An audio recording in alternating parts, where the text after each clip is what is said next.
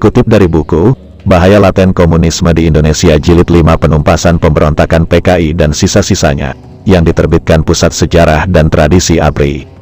Diceritakan soal kesaksian Jenderal Soeharto ketika dia coba meyakinkan Bung Karno, Presiden Republik Indonesia, bahwa PKI yang telah nyata berkhianat kepada Pancasila pantas dibubarkan.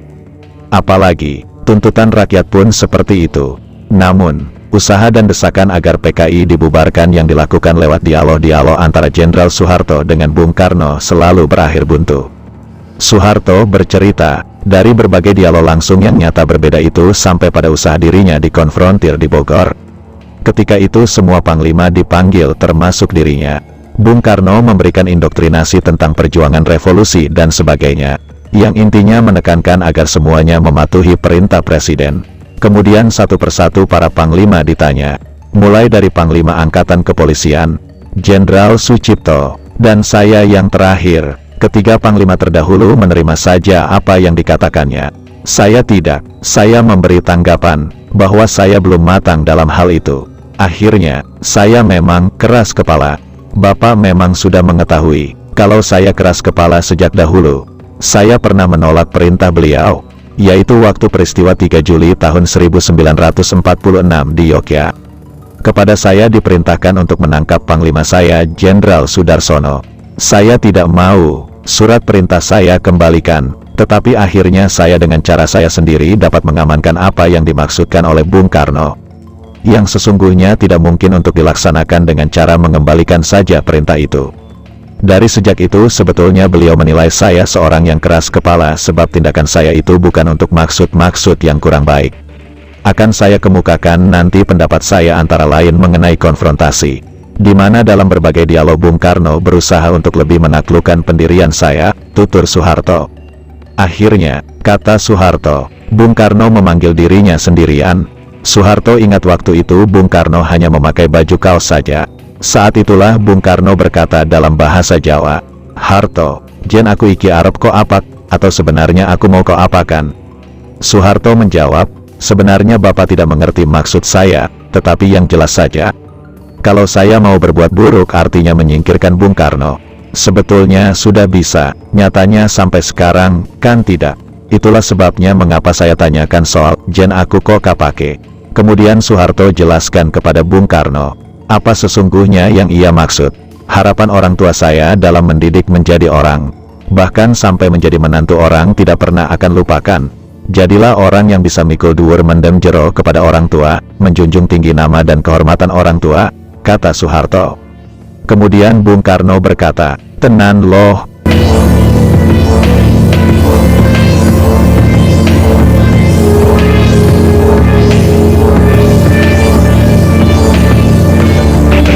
Itulah sebabnya, kata Soeharto, kalau dirinya memang berniat buruk terhadap Bung Karno, kesempatan itu sebetulnya sudah lama ada.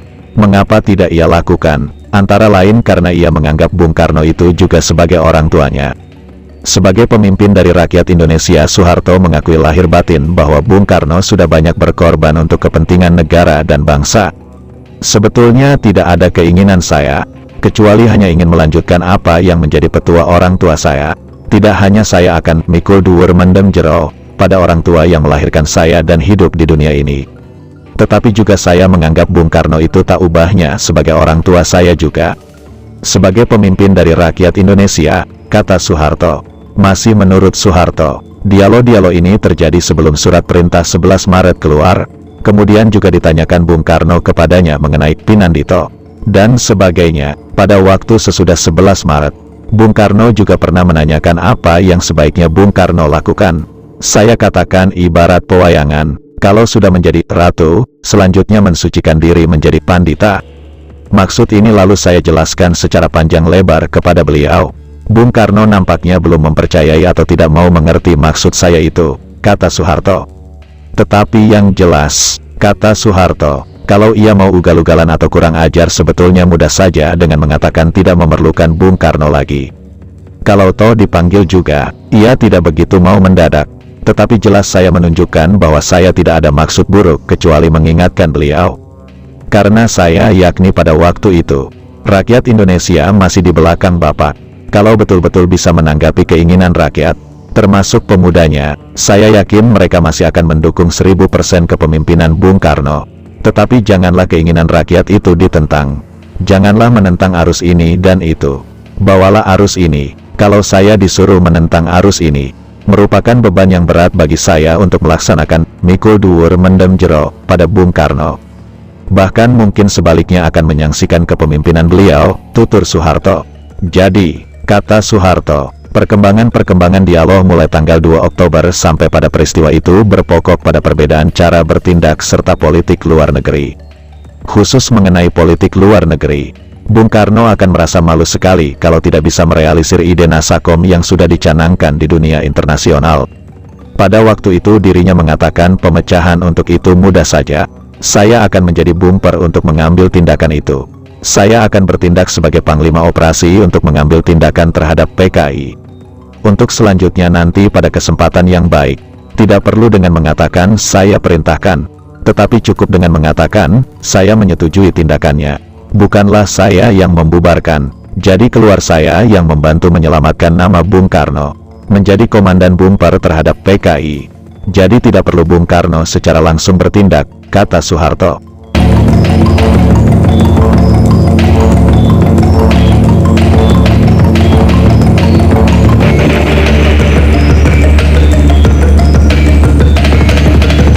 Memang, kata Soeharto, pemecahan masalah ini sangat berat dan sulit bagi Bung Karno.